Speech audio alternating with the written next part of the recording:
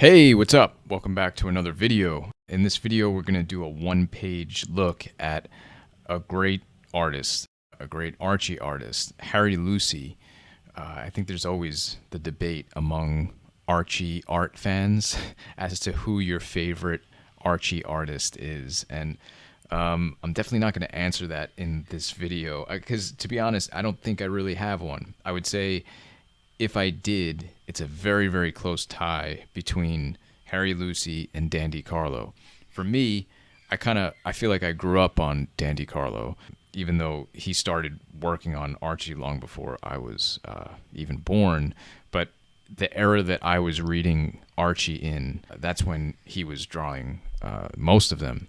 It seems at the time, this was like in the, I guess, late 80s to 90s, that it seemed like the time it was splitting the duties between him and Stan Goldberg, and I always favored Dandy Carlo. I loved his covers, I loved his storytelling, I loved the way he drew the characters, and I still do. He's still one of my favorites.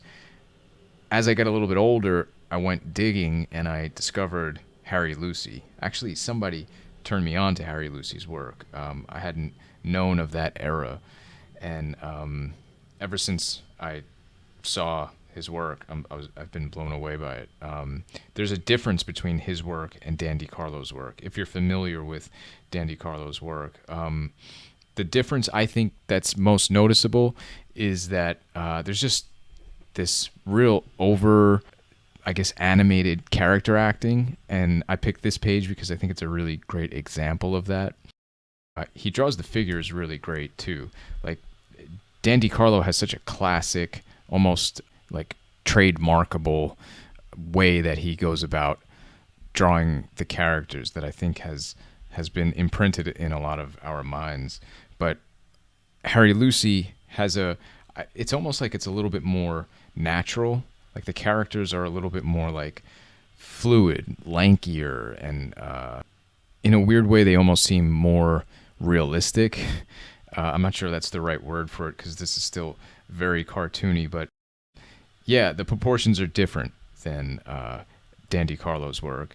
But I'm fascinated by his stuff. I love looking at it, and if you get a chance online somewhere just to look at some of his original art, or just at least the pages in black and white, it's really great to see. The inking especially, so nice. It looks like he primarily uses a brush. Like this is mainly inked with a brush, and he's just got these beautiful fluid lines that just make the whole thing feel so lively and organic. If you're familiar with Jaime Hernandez, I've recently did a video on one of his pages as well. He's done plenty of interviews where he cites Harry Lucey as a big influence on him. And if you're familiar with Jaime Hernandez's work, you can definitely see that. There are times where his characters and his style will get almost overly cartoony, and he'll do something just like this, like in this last panel over here, where everybody's just like, mouths are open and body language is sprawled out, and everyone's like over exaggerating. It's a very like impactful way to tell a story, but like just this scene right here of Archie hugging Veronica, like there's so much life to that. It's so well done, and didn't take that many lines to do that. Everything that he needs is there. Really well done. I sort of wish this was in higher resolution. This is super pixelated when I zoom in, but yeah, just a lot of fun. If you're an Archie fan and you're not familiar with this era, this would be, I think, in the 1950s mainly, is when Harry Lucey was working on Archie. I would definitely do a Google search and look at some of his pages, and his covers were fantastic as well.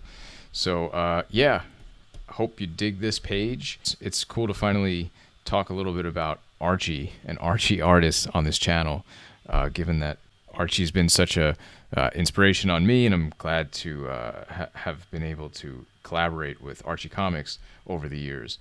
So yeah, I thought this was a fun one. Hope you dig it.